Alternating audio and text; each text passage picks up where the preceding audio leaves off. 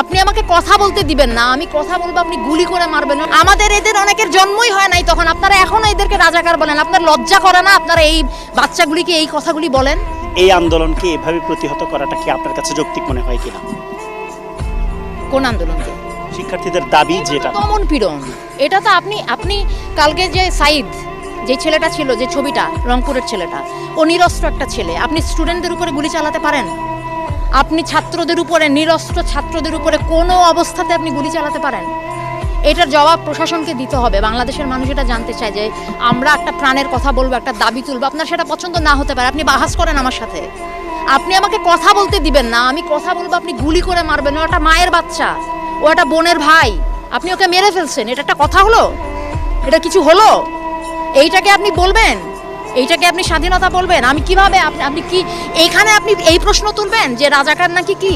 এগুলি হচ্ছে আপনার বহু